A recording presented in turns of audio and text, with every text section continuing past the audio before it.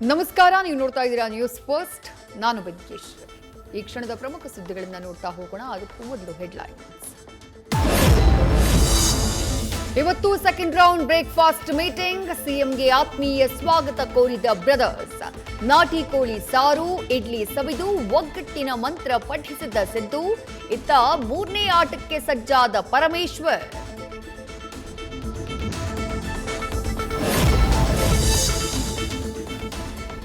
ರಾಜಕೀಯ ಶಾಶ್ವತ ಅಲ್ಲ, ನಮ್ಮಪ್ಪನ ಆಸ್ತಿಯೂ ಅಲ್ಲ. ತಲೆ ಕೆಡಿಸಿಕೊಳ್ಳಲ್ಲ, ಏನಾಗುತ್ತೋ ಆಗಲಿ.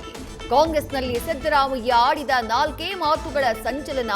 ಡಿಸೆಂಬರ್ 8ರಂದು ಗುಟ್ಟಿನ ವ್ಯಾಪಾರದ ಚರ್ಚೆಗೆ ಕ್ಲೈಮ್ಯಾಕ್ಸ್.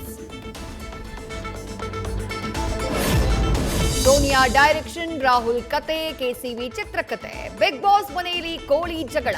ಹಸ್ತದೊಳಗಿನ ಬೆಳವಣಿಗೆಗೆ ಟ್ಯಾಗ್ ಲೈನ್ ಕೊಟ್ಟ ಕೇಸರಿ ಪಡೆ.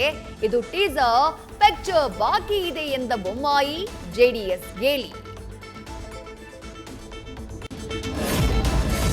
ಕುರ್ಚಿ ಕುರುಕ್ಷೇತ್ರ ಬ್ರೇಕ್ಫಾಸ್ಟ್ ಬ್ಯುಸಿ ನಡುವೆ ರೈತರ ಗೋಳು ಕೇಳೋರೇ ಇಲ್ಲ. ಮೆಕ್ಕೆಜೋಳ ಖರೀದಿ ಕೇಂದ್ರಕ್ಕೆ ಆಗ್ರಹಿಸಿ ಮಂಡ್ಯದಲ್ಲಿ ಸಿಡಿದೆದ್ದ ರೈತರು. ಹಾಸನ, ಬೀದರ್, ಹೊಸಪೇಟೆಯಲ್ಲೂ ರೈತ ಆಕ್ರೋಶ.